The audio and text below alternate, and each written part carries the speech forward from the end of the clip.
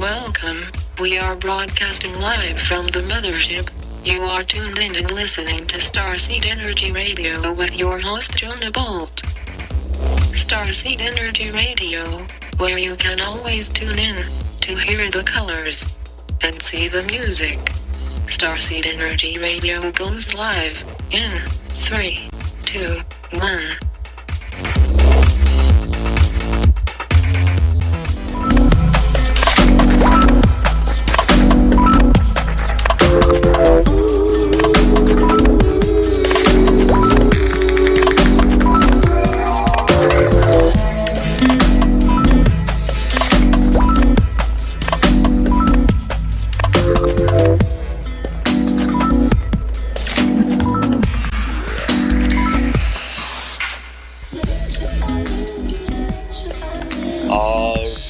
What's up, Spaceship Earth? Thanks for tuning in. You are now receiving a live transmission from Starseed Radio. It is time to hear the colors and see the music. I am your host, Jonah Bolt. Today is Thursday, October 2nd, 2014. That was a sample from DJ Gon's mix, PFL Sunrise. He was on the show a little earlier this week where we mixed his music all weekend long on our new radio show spot, which is Monday through Friday, 11 a.m. to noon Eastern Time and 8 to 9 a.m. Pacific Time. And if any callers are out there, you got any questions or comments for us today, you can call 800-313-9443. Got a lot of stuff to cover today, lots of news, lots of things going on. We're going to have Ryan Dernick going over the latest news and updates with us the first half of the show. Second half of the show, Kelly Anderson will be joining us. We've got some astrology updates. We've got a big eclipse happening, lots of planetary alignments, and we're going to go into a lot about why people feel certain ways. It's because of planetary alignments, things like that. You need to know this stuff because if you wake up and you're feeling all groggy and just totally thrown off, you don't know why, it could be a planetary alignment. It could be throwing your energy off. It could be aligning you up to a good possibility of something happening. These are the kind of things we want to pass the information along because it always helps make better decisions on your everyday just living in general. So the astrology is just as important as news updates to be aware of what's going on in the world. And just some quick headlines here. I posted these articles up this morning. Check out starseedradio.com. Dangers of smart meters extend beyond radiation exposure. We know smart meters are horrible. They cause not just like cancer and weaken immune system, but they do a number of things like Wi-Fi signals that kill trees, kill bees. I mean, these are the type of devices the elites put up all over the place to try to get us sick, to sell us pharmaceutical drugs. I mean, we know this. If you don't, do your research. Another article I put up, 4 things you should know about your third eye. If you don't know what your third eye is, your pineal gland, Google magic. Google pineal gland, Google third eye, or check the article at my Twitter feed, or you can check starseedradio.com. We're also going to touch on with Ryan today, we're going to talk about the virus outbreak, dengue virus, and Ebola outbreak.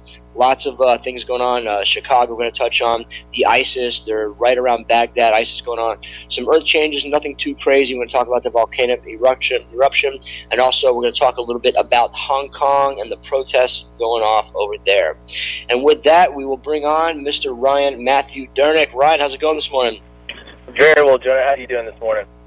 I'm feeling good. Woke up nice and early and got my Starbucks here, which is not my favorite way to start the day, but I had a late night, so I do drink coffee every now and then to get the morning going. So let's talk about first, let's just jump into probably the biggest news, which is ISIS. We got ISIS barreling down on Baghdad, and ISIS, remember, was funded and started by who? Who was it, Ryan? Can you remind the listeners out there?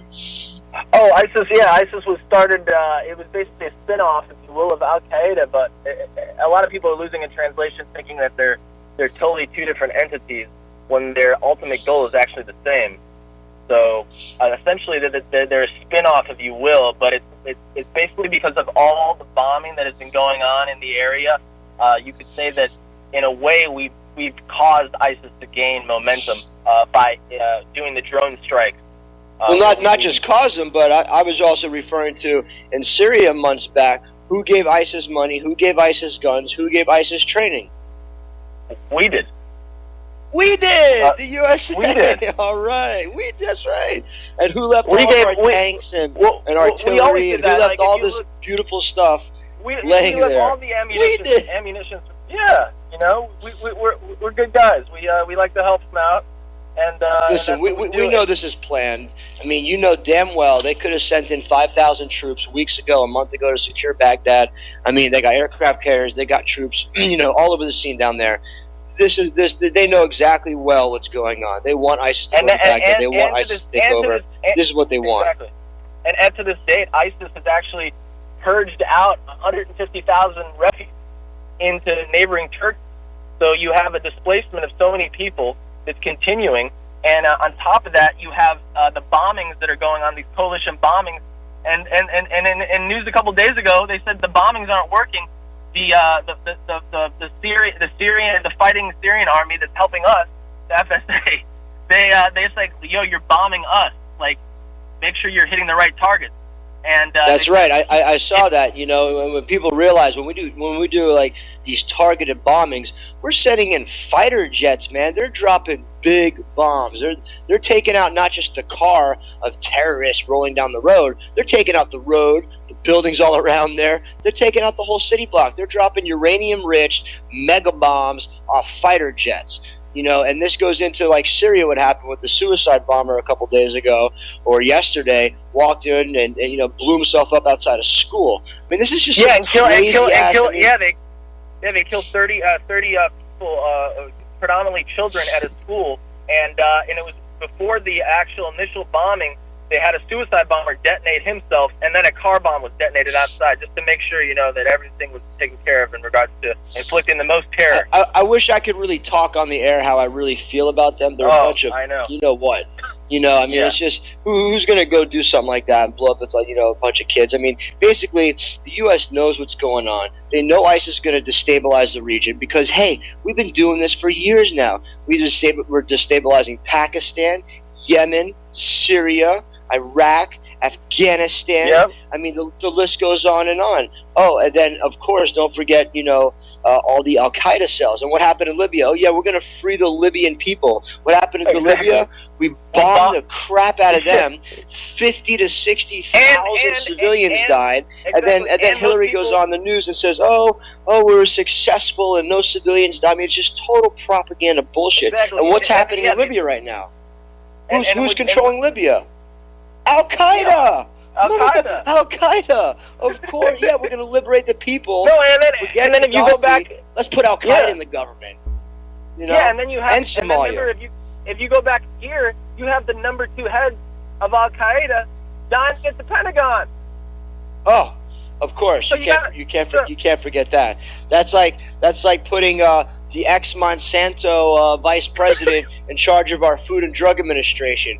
Who would do something crazy like that? Oh, we do. Exactly. We did. Oh, yeah. We did that.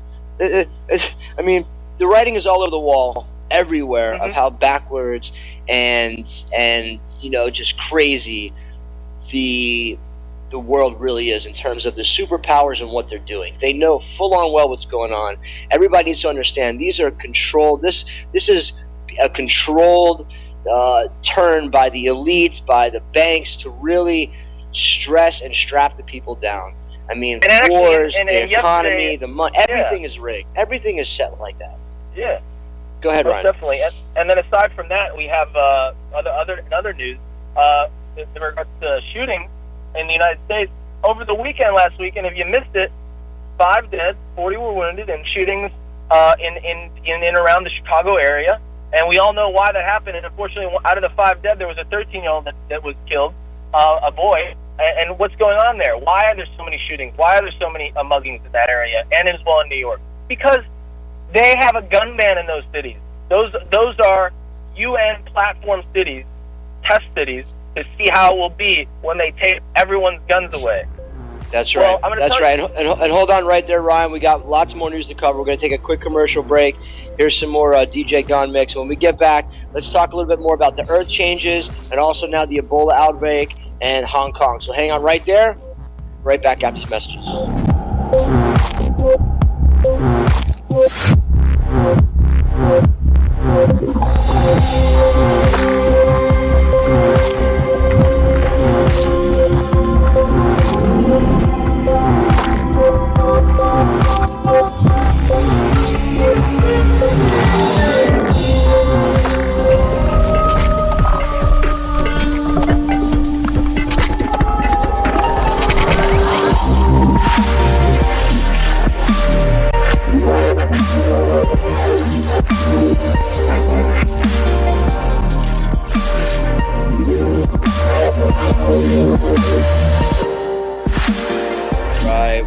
back to the show.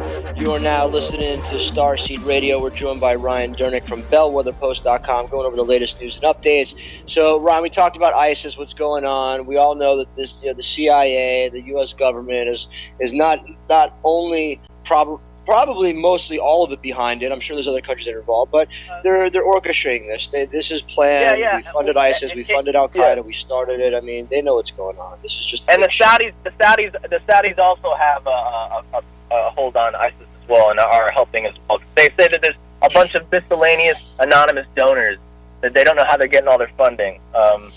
Yeah, of course. Yeah, it's coming. Pretty laughable. It's coming from. I'll tell you, Wells Fargo, Bank United, Citibank, the Rothschilds and the Bilderbergs. That's where the ISIS piggy bank is from. I'm sure. So, anyways, ISIS, it's just another jihad facade, if you will. And anyone who detonates himself in front of a school is a big.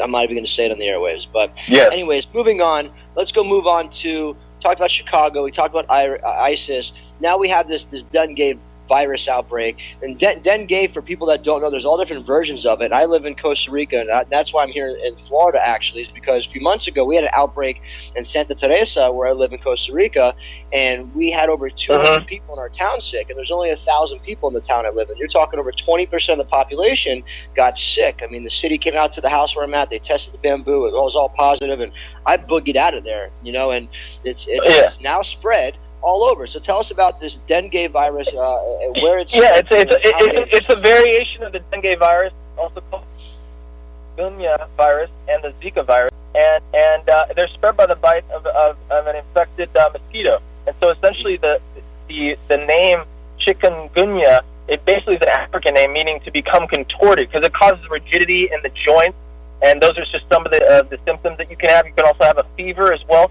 So far, there's only 11 cases being confirmed, and they are originating in Florida, but this is spurring concern, though, that this may be the beginning of some other explosive growth elsewhere from a disease that has no vaccine or cure.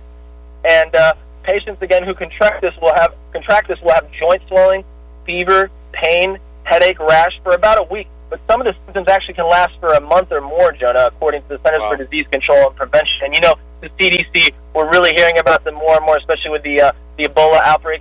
And now, actually, that chikungunya is in Florida. It could infect, is what they're saying, 10,000 people in Florida, in the state alone, according to the director of Florida Medical Etymology, Walter Tabchinik.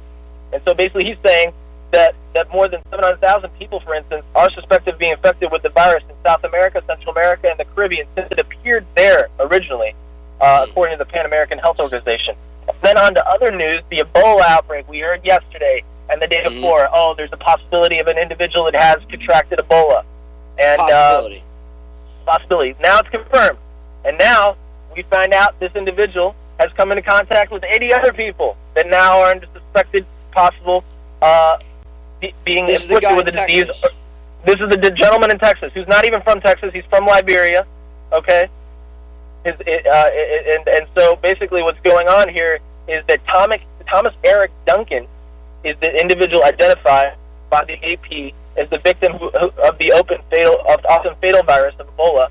And basically parents rushed to get their children out of school today in and around Dallas, Texas, because of fears, understandably, that it's already been communicated into the general population.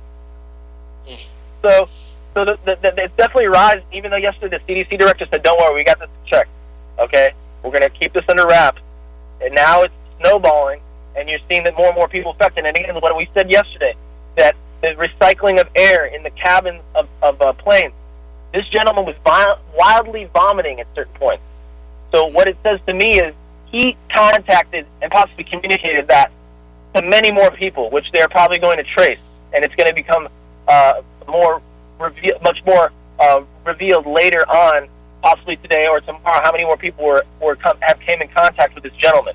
So this is just kind of going out of control, snowballing. As we know, it originated in Sierra Leone, Liberia, and I just want to throw this out. You know, I've been talking about shungite all week. This mineral shungite, you can buy it at starseedtechnologies.com. You can buy it all over, but we offer it too. But shungite is antibacterial, antifungal. These are the type of minerals that you can wear, literally. And Jonah, Jonah, remember what we said against this stuff. And what we said 2 days ago, we were like, it may go airborne. It's a possibility. Now the United Nations, as just said, the Ebola chief raises nightmare prospect that the virus could mutate and become airborne.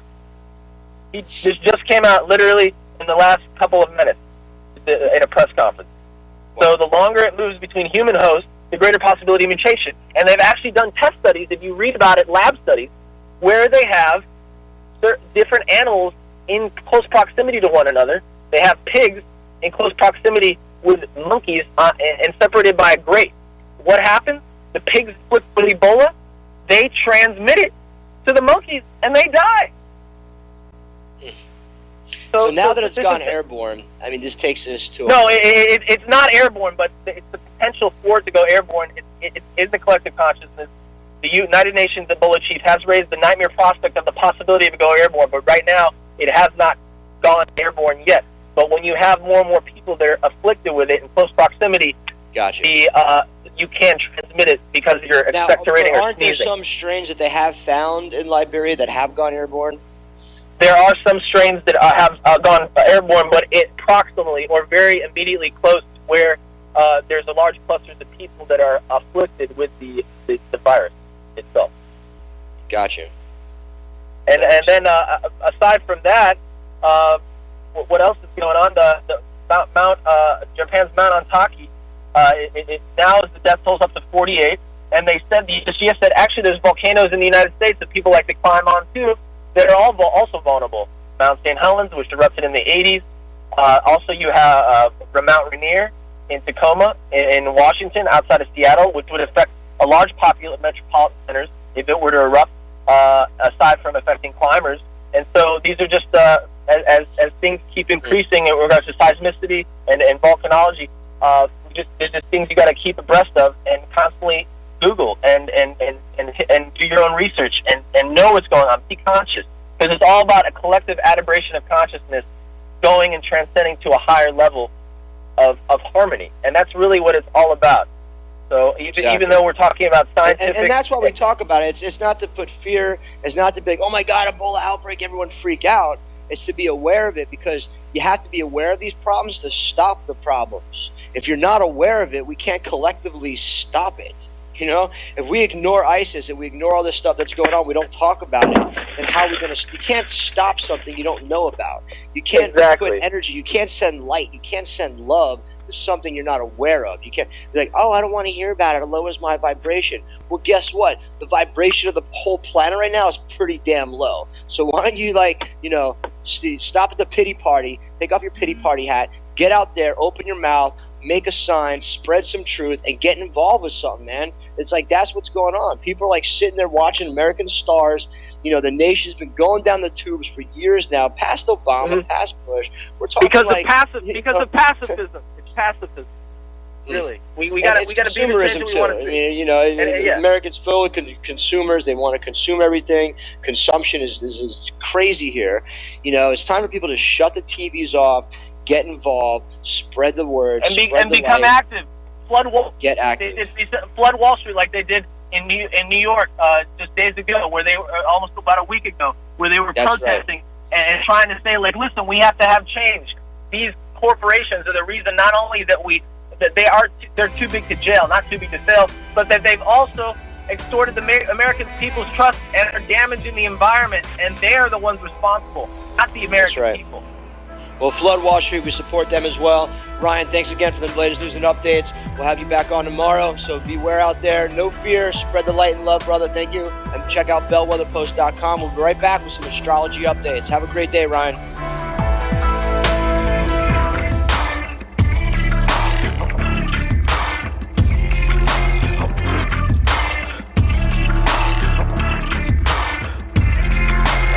All right. Welcome back to the show. You're listening to Starseed Radio. That's a little mix from DJ Gone we had on a few days ago. Always love the electronic and house music, putting that good vibration out on the airwaves. And now joining us next on the show, we have Kelly Anderson to talk about astrology. And a lot of listeners out there may know like their sign, Cancer or Sagittarius, but there's a lot more to astrology than meets the eye. In fact, there's so much to meet with astrology. There's so many different Vedic ones and all different types and styles of astrology. So first, let's welcome Kelly to the show. Kelly, thanks for joining us. How you doing this morning? Hi, Jonah. I'm wonderful this morning. How are you? Doing great, doing great. I think it'd be good, Kelly, to start off and just explain to the listeners, if you would, for the listeners out there that don't know, what exactly is astrology and how do you use it, you know, to really navigate through life yourself personally?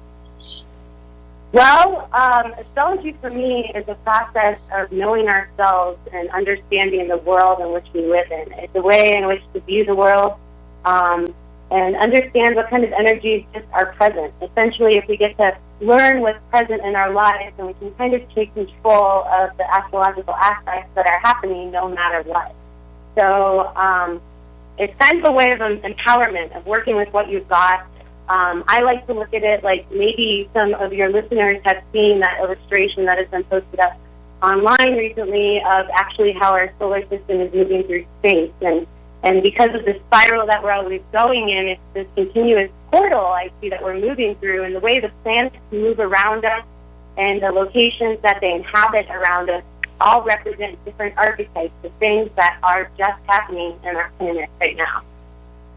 So when people look at astrology, it's a way for them, like you said, to navigate through upcoming changes in individuals' emotional and electromagnetic stability. I mean, there's a lot of things that astrology plays into with everyone's self, correct? I mean, astrology and the planets affect us individually.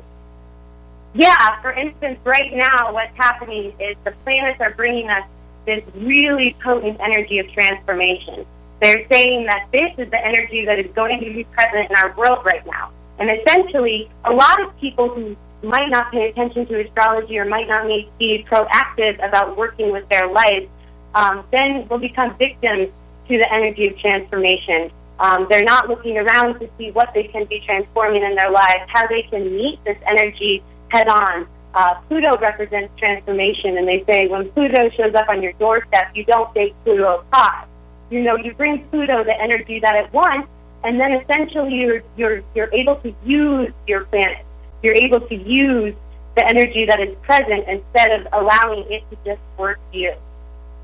Now, when you talk about energy from planets, let's go a little bit deeper into that, because a lot of listeners may not understand the energetic properties and pulls of a planet. How do the planets affect us internally? Like, you know, when the planets align or planets move around, how do they affect us individually? Well, for instance, I talk about Pluto, right? Pluto, the archetype of Pluto matches the archetype of what this planet is. It's the furthest out planet. You know, people aren't calling it a planet, but we discovered it, and it still affects our psyche. Whenever a planet is discovered, astrologers pay attention to the energy that is present in humanity, and they give the archetype of this planet that kind of energy. And so Pluto is way out there, you know, it's super icy, it's in the dark, and so it represents the inner place inside of us that only we know. It represents our deepest yearnings, the place of transformation that comes when everything breaks down, you know, and the new can be born from it, but it represents death and birth then. And so what happens right now, Pluto is squaring the sun, and so the way the planets, you know, you can imagine them traveling around us in this vortex. And so Pluto and the sun are making a 90-degree angle to each other. And within nature, the 90-degree angle is the least easily assimilated energy. That's why we see green in the color of plants, because green hits the electromagnetic spectrum at a 90-degree angle, and so it's not assimilated easily by the natural world. And so that's why green is everywhere. So green traps energy inside of our vortex, our personal vortex, our collective vortex. And so right now we have some energy that's trapped within the forces of death that Pluto represents and the forces of light that the sun represents. And we have to try, and this is not an easy aspect. This is a very intense aspect that, because it's a square, it says these energies don't easily relate, and we have to now make sense of them. Now, when people are hearing a lot of this, like, again, they may not be used to this, but basically the vibrations of the planets affect us internally, just like the electromagnetic field affects us, just like the frequency of the planet affects us. The beat of the planet is the beat of a heartbeat. All of this is tied in together, is my point and what I'm getting at. All of our natural rhythm cycles are all tied in, not just to us, but we're tied into nature, we're tied into Gaia, to Mother Earth, we're tied into the planets, and that's what people need to understand and realize. When you're waking up and you're all crazy one day, or you wake up and you don't understand, you're crying all day, you don't know why, it's probably because there's some heavy planetary alignments going on. That's why we want to talk about it, and that's why I want to bring to people's attention, is because this is really powerful stuff, and it affects every single person in many ways. What are some other ways, in some, when people are being affected by, say, planetary alignments or eclipses? What are some things that people can look for, when there's a big planetary alignment like the eclipse coming up? What can people expect from this big eclipse happening next week? Well, a lot of these big alignments are kind of like road points in our tour through life. So essentially, with this eclipse, we're coming to a checkpoint, and we have a decision ahead of us how we can respond to something that's going to happen. We can either respond in a creative way that's different from how we might have responded in the past, because all of astrology follows these movements and lessons that we've chosen to learn in this life. So we're asked to continuously hone our response. So when we're getting aspects that are strong or difficult that are happening in the sky, it's almost as if like you're learning to play the guitar and you're jamming with people, and there are people who can play a jam that's really easy for you to play even if you aren't good at the guitar. But when we have more difficult aspects happening, like squares in the sky, there might be some notes that you can't hit, and it's maybe like an orchestra that requires a jazz musician kind of evolution. It's someone who knows how to play their instrument a little better, who can play along to what's happening.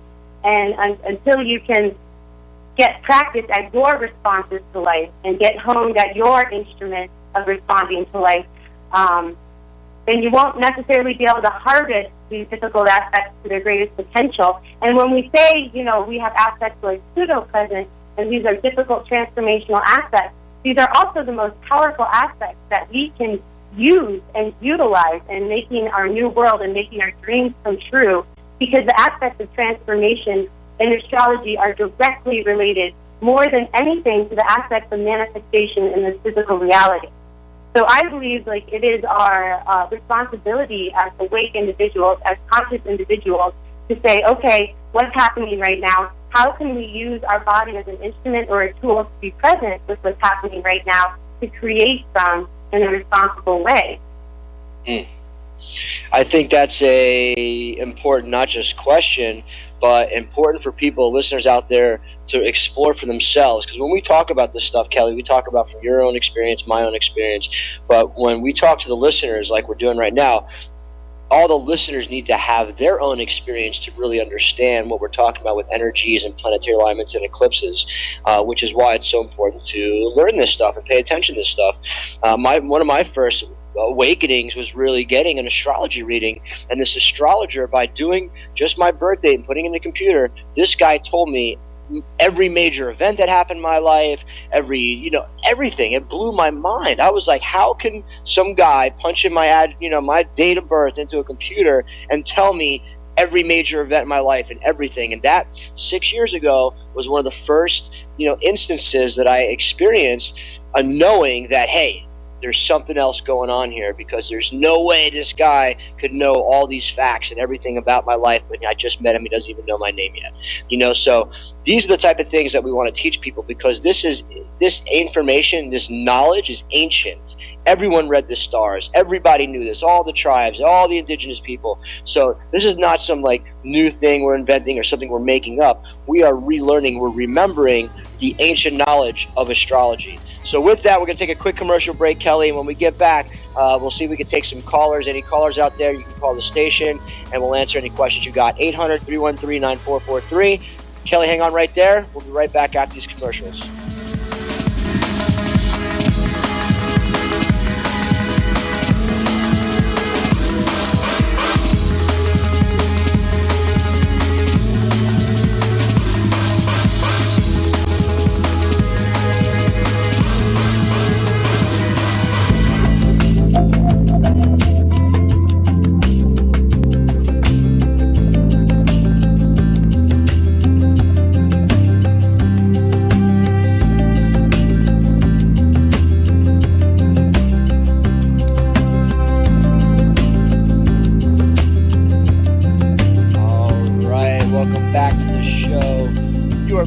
Starseed Radio. That's a little bit of DJ Gong PLF Sunrise Mix. A shout out to DJ Gong. Thanks for coming on. Next week we have one of my personal friends, DJ Michael Scalar, coming on. We're playing his music next week. Then back to our guest of the hour, we have Kelly Anderson joining us, talking about astrology and the importance of astrology, why it's important, what it does, and how it can help us. I mean, the bottom line. With that, looks like we got a caller, and we'll take a caller real quick, Kelly, and see what Bill from Idaho has to say. Bill, welcome to the show. How can we help you? What's your question? Oh, great that you're back, Jonah. We're so blessed, happy for you. I was hoping, and I'm at the board, I wanted to ask, there considerable study within the corporate 501c3 church, the discernment of the Spirit and or Holy Spirit or prompting of the Spirit, and their appreciation and edification or education of the biblical text, and to incorporate nothing but the best. What the lady could elaborate on with this particular phasic event, astrophysical or whatever form, enhance on that to identify how to get so let me ask Bill what your question is when you're talking about the Holy Spirit. How can that coincide with what Kelly's talking about in terms of astrology? Is that correct? Yes. So Kelly, in astrology, that's a great question. Bill from Idaho has. In astrology, how does astrology align with God, with the Holy Spirit? Well, I like to take this time right now that we're in and find the truth essentially in every spiritual text. And I really like the Christian's approach to spirituality as holding Christ is important, because I feel like the Christ consciousness is a really essential aspect to the waking up of humanity process right now. Essentially, I think that is the star seed that the Christians are holding for us and offering it for us right now, is the epitome of what a human being can be. And I believe that this second coming of Christ is real, and that it could be just awakening within each one of us. And so with the energies right now that we're experiencing, it is kind of asking us to find a union within ourselves. How are we the bridge between heaven and earth right now? How can we bridge the energies of light and dark, the polarities that are happening right now on our planet? And just like Christ, how can we face kind of the most intense aspects of living on this planet right now, living in the story of this time? How can we face this with unconditional love? How can we face our neighbors who may be aggressive or, giving us the opposite polarity than we're holding? How can we hold them like Christ would hold them? How can we hold everyone like that? The follow-up, please, in regard to fearing the enemy within. The exact instruction was, beware of those that would say they are Jews and yet are not. And yet within our biblical community, we're afraid of Aryan nations that have been long dead and long forgotten and not quite yet buried. Well, exactly, Bill. There's a lot to fear right now, but it is kind of like, they say, as above, so below. If we're looking to the heavens for guidance, then we are asked to say, what is our inner world? What is our inner war? Who is our inner enemy? How do we judge ourselves? How are we holding ourselves? And how are we really approaching our neighbors on the inside in a way that people can't see? If Jesus was to appear to us as a beggar or as an enemy, how can we approach that in our highest? Thank you so very much, Jonah. Please, Section Absolutely. C, Immigration Judge, Shola Patrick. Please look at it closely. Be in touch. Absolutely. Bless you both. Bill, Bye-bye. thank you so much. Thank you. you. Blessings to you, Bill. Thanks for calling in. And, he brings up a good point. You have a lot of people, a lot of listeners out there, Muslim, Christian, Buddha, that listen to the show. And, all of this is tied in together, Kelly. We know that. In terms of, if you believe that Jesus Christ is your Savior and that's what's going to raise your consciousness and vibration, that's cool. don't force that upon people. Don't force someone else to take that up. That's where I sort of draw the line, because whatever you believe really manifests and comes to fruition, this reality. That's how it works, the law of attraction. We're trying to bring together is all of us need to band together, Christians, Jews, Muslims, Aryan Nation, whatever, because the only way any of this is going to stop, and I'm talking like the chemtrails, the poisoning, I mean, well, it's all of us to come together. That's the way to stop. And everyone needs to realize that, because there's not one group that can change it. It's like the Christians can't change the whole world. The Jews can't change the whole world. The Muslims can't take over and change the whole world. It's not going to work like that. So what we really need to realize is how can we all work together, unified, to create a new reality to make this system obsolete, because this system is garbage. It's bobo, education on down to finances to fiat currencies. I mean, you name it, and it's not for the people, it's against the people. So we're creating new realities of institutions, of systems, and that's what people really need to understand is we're all in this together for the children, for all children. Everyone's got children. Then we need to band together for the children. Whatever that common ground is, people need to find it, unify, and move forward. And with astrology, getting back to astrology, and why you're joining us on the show is because astrology ties into all of these decisions and times of our life where we have this opportunity to do something like this. And coming up very soon, we all have a big opportunity to do what? Because you were telling us before the show, we have not just an eclipse coming, but some big major opportunities coming up to really transform and shed people that we don't need in our lives, are not for the right reasons in our lives, and that opportunity is coming up when, Kelly? Well, we have eclipse season coming up, so usually eclipses happen in a series. We're going to be having our first eclipse happening next Wednesday on October 8th. But we've had some pretty intense setups leading up to that time. And this next week is kind of going to be the start of the intensity that we're going to be feeling for the eclipse. We've got the eclipse that's happening is a lunar eclipse on Wednesday. It's going to be aligning with the planet Uranus. And like I was talking about earlier, all planets have their archetypes. So Uranus archetype is kind of left field. Uranus supposedly rotates upside down. It appears different than every other planet to us. And so this lunar eclipse is aligning exactly on top of Uranus. So it's kind of like an eclipse with Uranus as well. So essentially that brings an unpredictable aspect. We're going to be feeling it in this next week to come because we have some Pluto aspects that are going to be breaking down things in our life. We're going to be asking the big questions because Mercury's going retrograde in Scorpio, so we're going to be trying to get to the bottom of things. We're going to be trying to figure out what relationships work for us, what we can build upon, and what needs to break down. Because just before the eclipse, the things that aren't working, the things that aren't aligned with our life path, with our life purpose, are going to essentially have to die. And it might be a little bit of a painful process, but how we can meet this process in the week before the eclipse is by trusting that whatever's dying, whatever's breaking down is leading towards our purpose, is leading towards, the relationships that we're supposed to be in, the relationships that we're supposed to be building.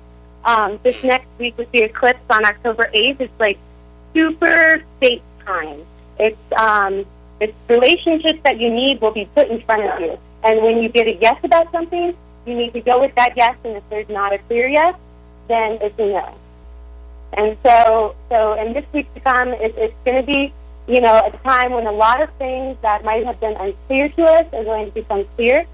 A lot of long-standing questions that we've had may get answered, and a lot of the confusion maybe about where we should be going, the bigger picture of what we're involved in, might start to get answered, at least with karmic relationships, with, exciting events and synchronicities that may start to happen, especially around the eclipses next week. Awesome. Kelly, thank you so much for coming on the air, and we're out of time. And again, everyone out there, if you're not aware and not familiar with what Kelly talked about, astrology, just Google it, YouTube it, check it out, learn it. It's an amazing way to navigate through life, and it's just another tool to help us make the right decisions and deal the best we can with the craziness of the planet right now, trying to get it into sync. So, Kelly, thank you so much for coming on the show. Have an amazing day, Star Sister, and we will talk to you soon. And here is some more DJ Gone. We'll be back on the airwaves tomorrow, Friday, to wrap it up for the week with our new time slot. Check out StarseedRadio.com. Light and love, everyone. Enjoy your day.